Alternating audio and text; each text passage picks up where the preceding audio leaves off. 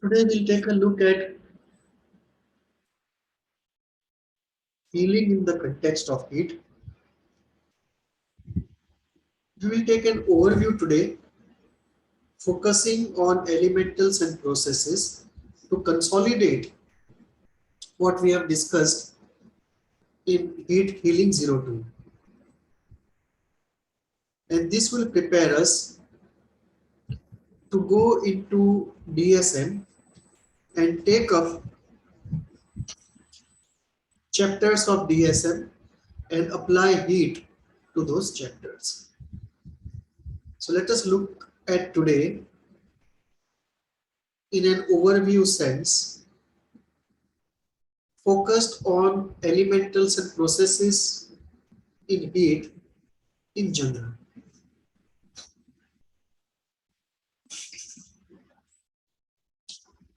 So if we look at heat, one way to look at heat healing process is to look at it in 3 steps.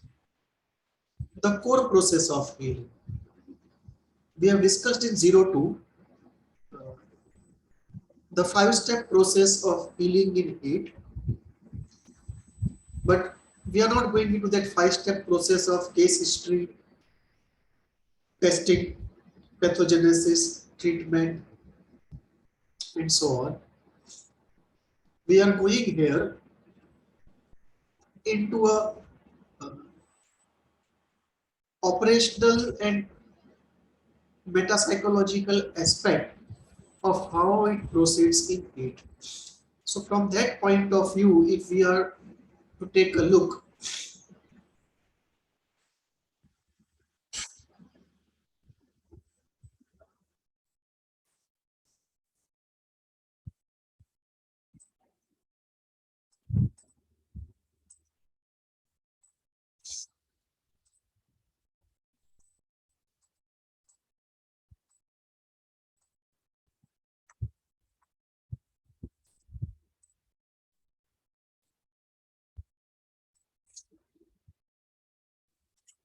if we are to take a look at healing in heat, one way to look at it is to visualize the healing process as being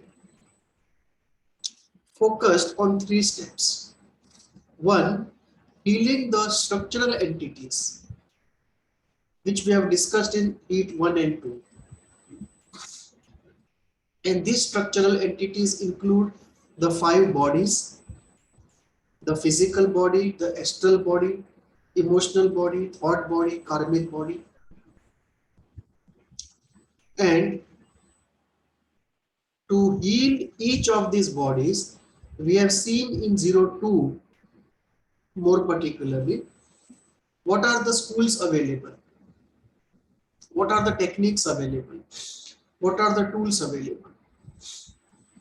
So if we are going to work more on energy body, astral body, we have schools like Reiki and pranic healing, and within those schools we have many techniques and tools. For example, if we use pranic healing to heal, let us say, the energy body, we can do it by general sweeping, we can do it by crystal healing, we can work without crystals, we can focus on any chakra, we can focus on certain tools and techniques to cut the cords. So all of these are available to us. So to work on any particular body, there are many schools. Within each school, there are many techniques and there are many tools available for healing. So if we look at step 1 as general healing, which is a general body healing, we have schools, techniques and tools for each body. Then the body where we feel the problem is really anchored and is worst hit, there we focus upon more. Then we have in the heat model the psychological structural entities, the chakras, the nadis, the yin and yang, and so on. And for each of them, we also have schools, techniques and tools. So for chakras, we have chakra healing, we can use Kriya Yoga, we can use pranic healing. For nadis, there are a lot of many types of pranayams. For yin and yang, we have to use psychoanalysis, self-observation, visualization techniques. Many Buddhist meditations are very useful.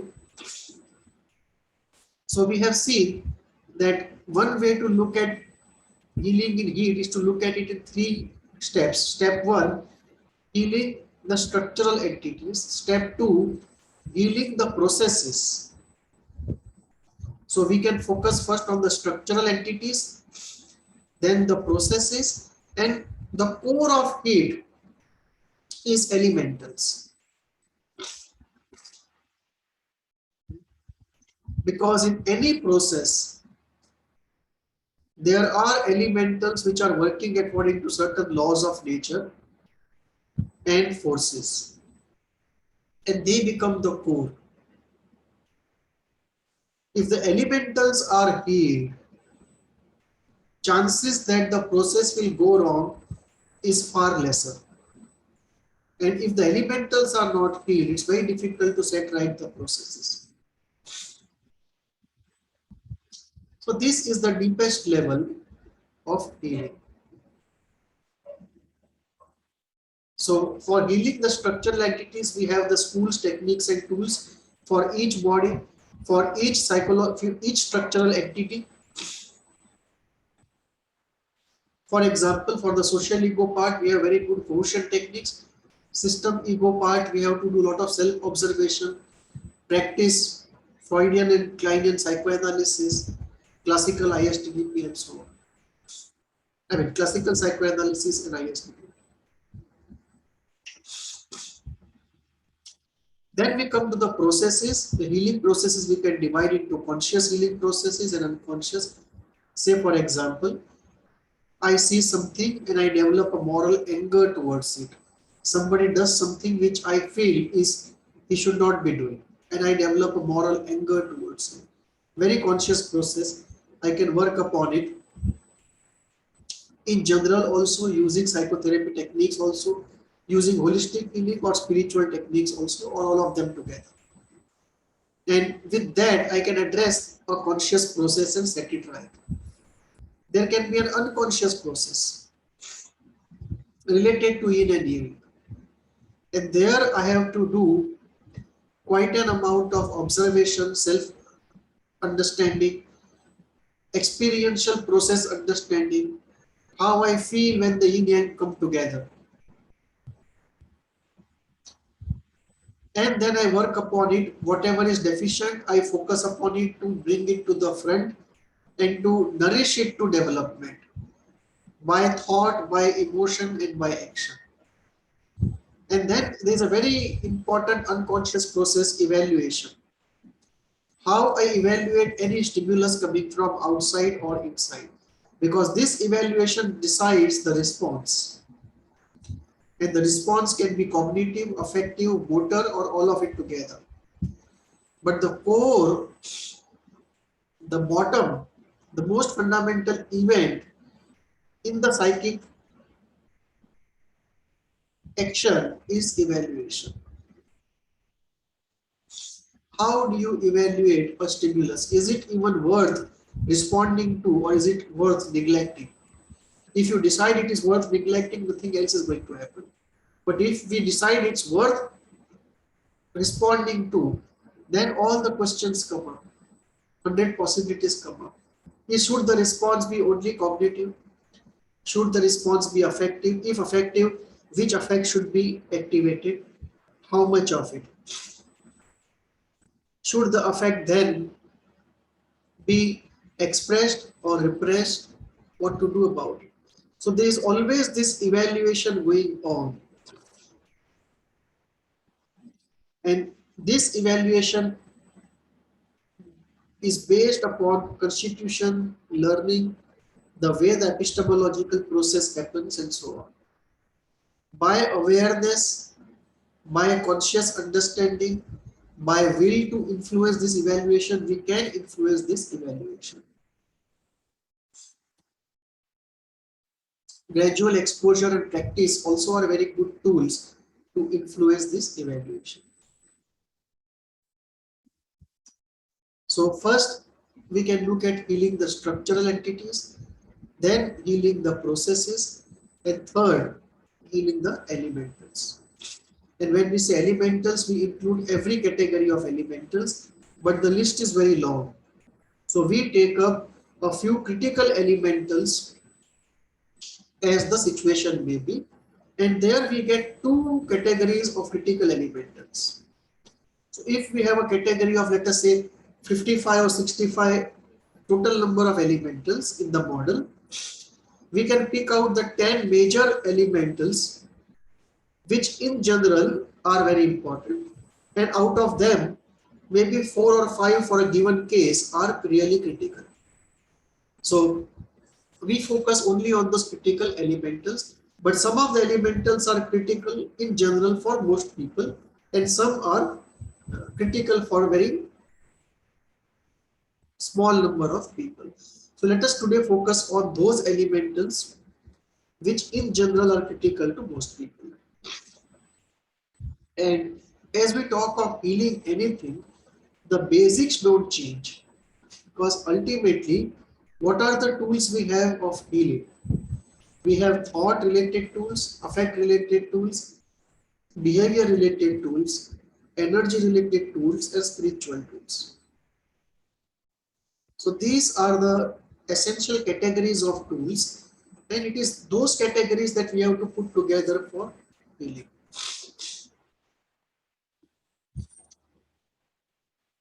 And we have seen in 02 what are the options you have for healing. So it is from that table that we have to select out how to work on any particular element or process or structural entity.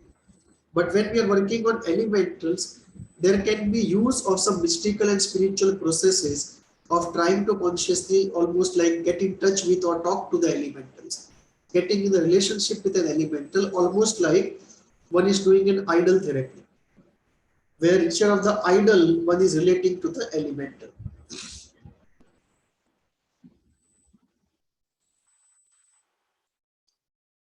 For example, if we are looking at sensitivity, tools of cognitive therapy, tools of behavioral therapy, psychoanalytic tools are very important. So those tools can be used to work upon sensitivity. Similarly, negativity, evidence in reality, positivity, they are very important tools. And these elementals, for example, I took two of them, sensitivity, negativity. These are generically important elementals, critical to most people, and very fundamental in the most fundamental evaluation processes which generate affect in the first place.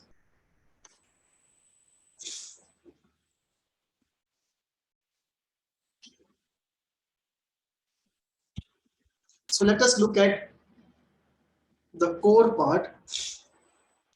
One of the very important processes is the process of evaluation. And in this process, epistemological elementals are involved, and a very important elemental of sensitivity is involved. So we have the stimulus, and the stimulus is recognized in the form of a sensation, converted to perception, converted to conception, converted to knowledge.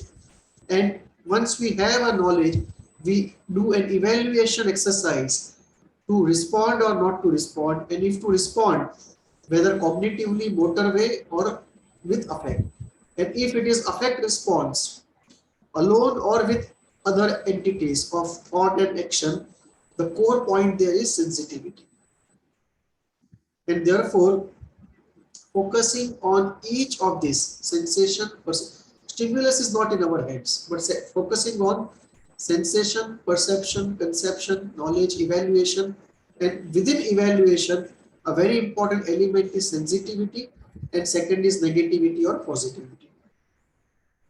So this is a core element to this core process to focus upon evaluation. And the elementals involved in evaluation are epistemological elementals, from sensation to knowledge, 1, 2, 3, 4. We can focus on these 4. and whatever is not right, we can set it right. And I mean, of course, not always, but to the best of our abilities. And then we look at the evaluation, the way it is done in generating affect. Within evaluation process, we look at two core elementals, sensitivity and negativity.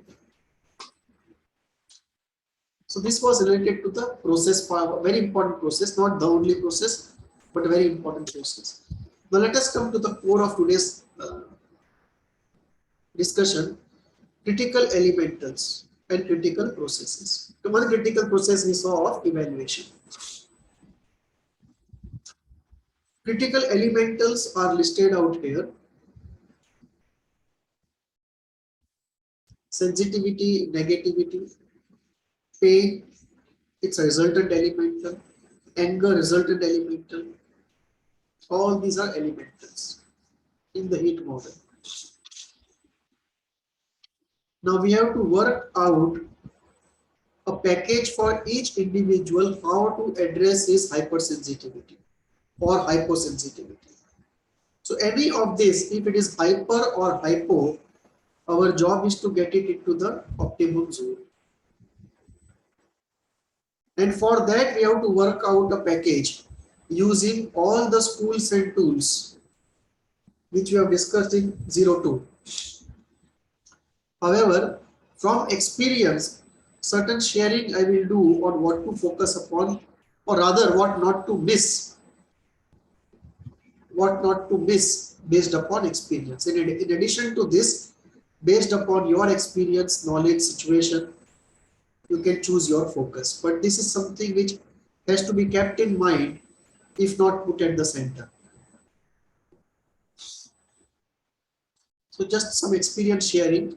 When we are working on sensitivity as an elemental, gradual desensitization is a very good technique to put the person in a situation where he experiences hypersensitivity with greatest of damage to him, and they are going for gradual desensitization, and this involves cognitive work, behavioral work, affective work.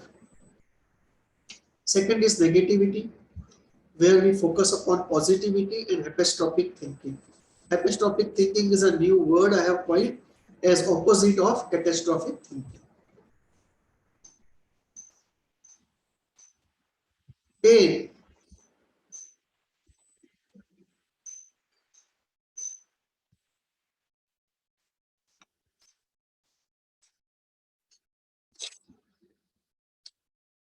Most important thing related to pain is to develop courage to face it. It is the fear of pain rather than the pain itself, and the resistance to pain and the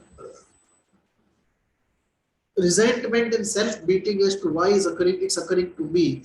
They are far more troublesome than the pain itself in most cases.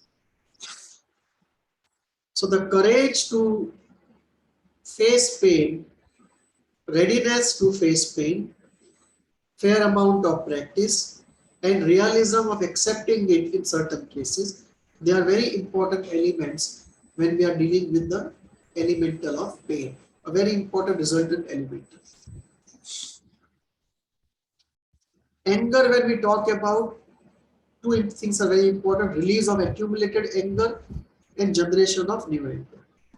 For release, we have tools like ISTDP, EDT, AUM, for anger workshops, and for generation, we use the essential affect table, the essential affect process. Fear, the most important element is to observe its generation, because when we try to understand fear, we find it's everywhere. Related to every small activity, there is a fear. So just the sheer observation of the pervasiveness of fear is a very important element in dealing with fear to start with. And then of course there is understanding, there is practice, there is resolution to overcome it. But the core is to see where all fear is spread out, the pervasiveness of fear, especially at subliminal unconscious levels. It requires quite some amount of attention and awareness to see this movement of fear so pervasive and so subtle and so deep, deep inside. Guilt, when we are dealing with guilt, core is to feel it and release it. Feeling it is very important because it's a very difficult emotion to feel, even more difficult than anxiety, so we avoid it. I believe guilt and envy are very difficult to feel, far more difficult than anxiety. So guilt, the core is to feel and to release. Shame is to, the core element to keep in mind is observe the generation. Some people call shame the master social emotion. That in the social context, it is a master emotion. So the core is to see it generating in various circumstances and see why it is being generated. How are we responding to the situation? And does it have very deep childhood roots? In most cases, it does. In most cases, the person is on a fame shame continuum sliding towards shame. So observing the generation of shame, from their understanding how it develops and understanding it in the context of childhood shame. Much of it is out of memory. We don't have memory of how it happened. So we have to rely there more on theory, less upon real reporting.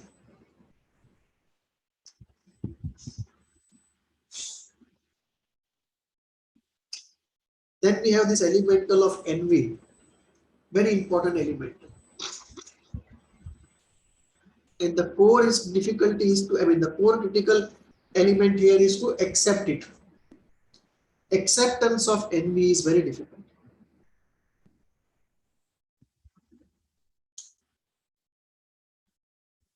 Some people are very open about it, but for most it is difficult.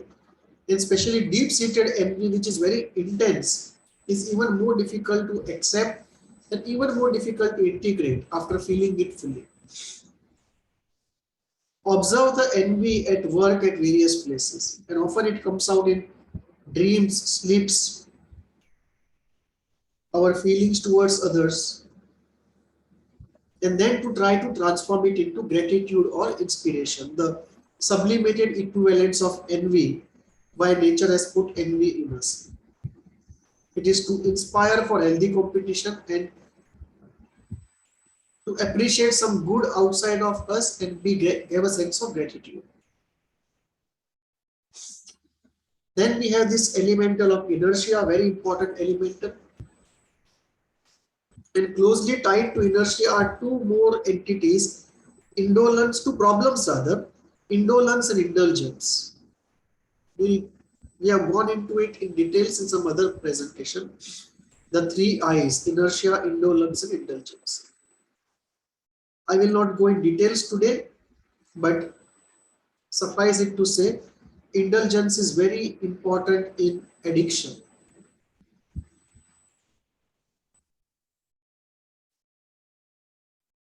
Indolence is very important in self-destruction. It cannot be often classified as a sickness in DSM today, but psychoanalytically speaking, it's a very big problem. And it may have a very small element of indulgence. Inertia, of course, we all know and we'll focus on it today. Experientially, to observe it, to face it is very important. Because mostly we create a cover over inertia and we operate outside of that cover without facing inertia. Or using reaction formation, we jump out of inertia into activity. Or we use the mechanism of activation and deactivation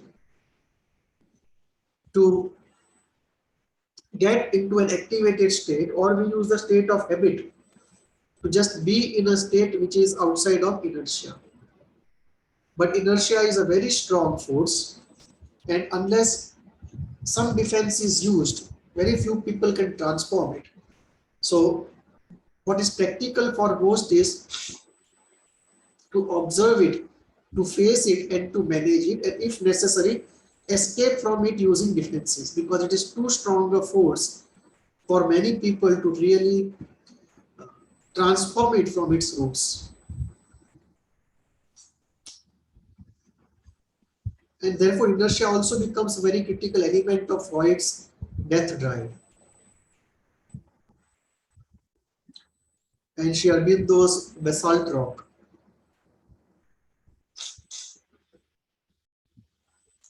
A very important element in process terms also is frustration. It's a resultant elemental, but the resultant elemental is very important because every desire which cannot be satisfied results in frustration. And we all have thousands of such desires which till now have not been satisfied. So the core is to observe the frustration building up, accept it, mourn it, and understand it.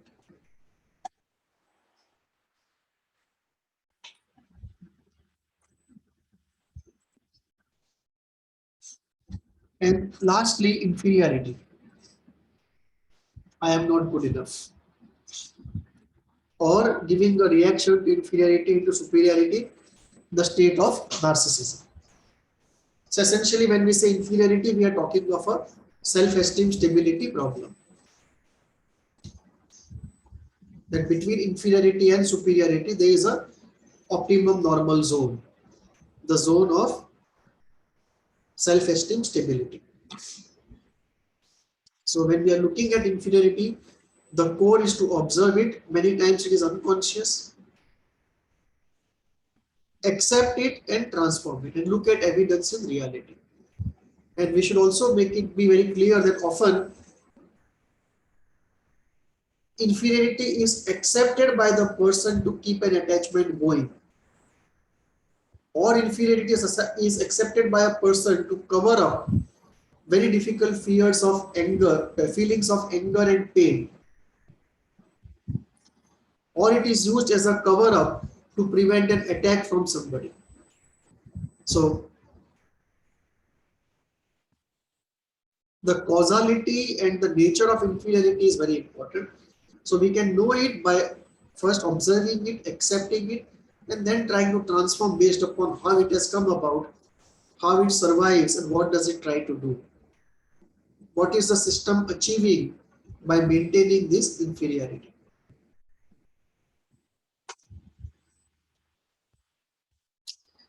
So this is regarding the elementals, this list of elementals, and when we try to deal them using all the schools and tools that we have listed out in 02,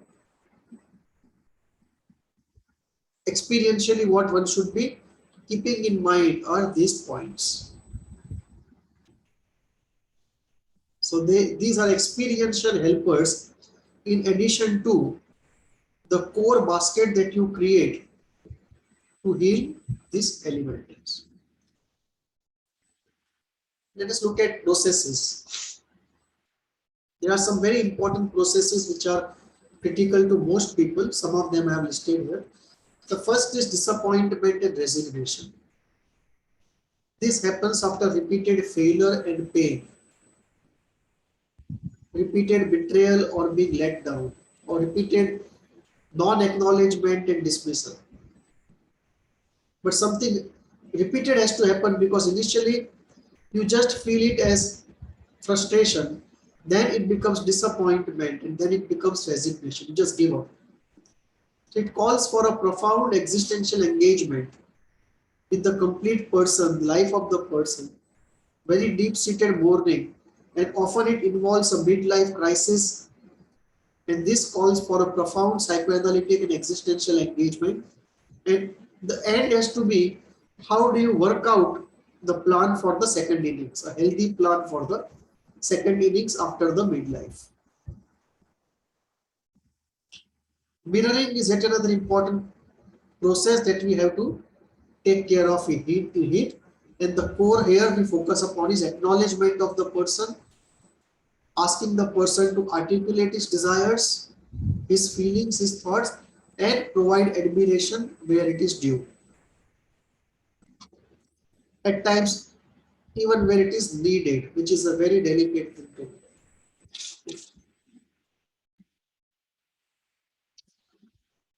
look at the process of activation, deactivation, and integration, because this is a very important process in the mind. You activate something at any given point of time, and the rest of the elements are deactivated. And often you have opposites being activated and deactivated at different times, and there is a need then for integration. So the core part in this process is observe, practice, and manage. Observe the activation and deactivation happening, practice it by will, and manage. And in that management, you can manage activation, deactivation, or you can focus on integration. Articulation of desire, it's a very important element in HEAT. It's also basically a Lacanian concept. So the first articulation is conscious. Then slowly one starts articulating one's unconscious, but in a coherent and logical way, and slowly one gets into a free articulation of the unconscious, at times disjointed from language and logic.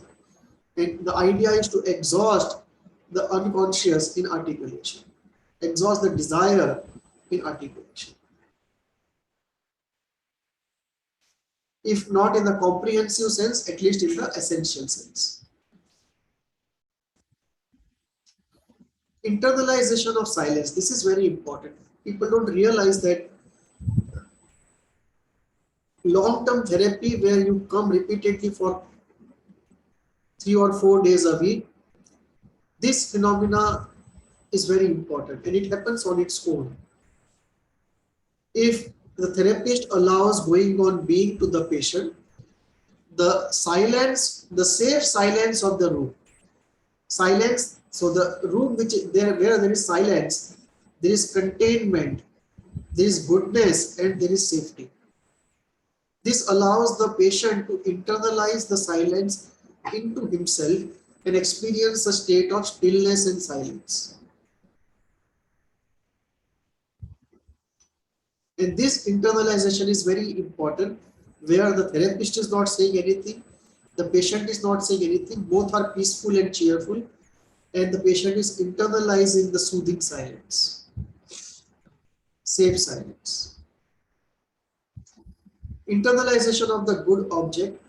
One has to pass some tests, because therapists will get tested to see if they are good objects or not before the internalization happens.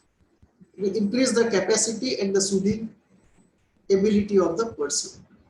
So the capacity of the therapist to contain and soothe are very important. Once the therapist passes this test and this evaluation of capability, the internalization becomes easy. And the last is safety in here and now relating. So this is one of the litmus tests of heat healing, that the person should be able to feel safe in relating to the therapist, to you.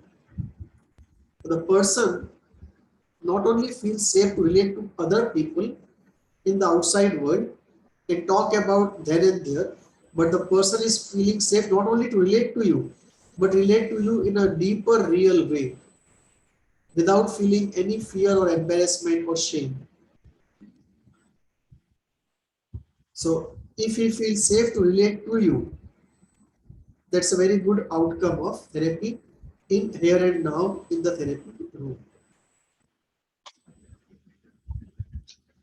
Thank you. So this prepares us with an overview. To consolidate 1 and 2, we had the discussion number 3 today. This consolidates our overall generic approach to healing.